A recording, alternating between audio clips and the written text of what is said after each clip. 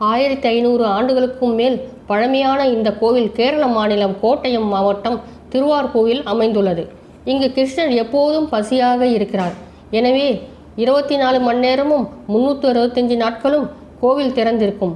கோவில் 2 நிமிடங்களுக்கு மட்டுமே மூடப்படுகிறது. இரவில் 12:58 மணி முதல் 12 மணி வரை. இந்த கோவிலின் இன்னொரு தனி சிறப்பு என்னவென்றால், கோவில் நடை சாத்தி அடுத்த 2வது நிமிடம் மீண்டும் கோவில் நடை திறக்க தந்திரியின் கைகளில் ஒரு கோடாரியும் கொடுக்கப்படுகிறது. கிருஷ்ணர் பசியை சகித்து கொள்ள முடியாது என்று நம்புவதால் ஏதாவது ஒரு காரணத்தால் கதவு திறக்கப்படுவதற்கு தாமதம் ஏற்பட்டால் கோடாரி உதவியுடன் கதவை திறக்க அனுமதிக்கப்படுகிறது. கம்சனை கொன்ற பிறகு கிருஷ்ணர் மிக உஷ்ணமாக இருந்தார். அந்த நிலையில் இருந்த கிருஷ்ணரே இக்கோவில் மூலவர் சிலை என்று மக்கள் நம்புகின்றனர். அபிஷேகம் முடிந்த பின் மூலவரின் தலையை முதலில் உலர்த்திய பின் நைவேத்தியம் அவருக்கு படைக்கப்படும்.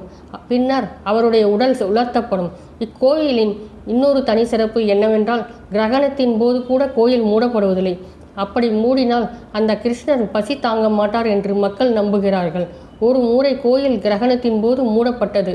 கதவை திறந்தபோது கிருஷ்ணரின் இடுப்பு பட்டை வீழ்ச்சியடைந்ததை கண்டார்கள். அந்த சமயத்தில் வந்த ஸ்ரீ ஆதி சங்கராச்சாரியார் கிருஷ்ணர் மிகவும் பசியாக இருப்பதால் தான் அவ்வாறு நடந்துள்ளது என்று சொன்னார்.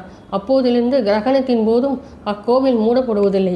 கிருஷ்ணர் தூங்கும் நேரம் தினமும் 11:58 மணி முதல் 12 மணி வரை 2 நிமிடங்கள் மட்டுமே.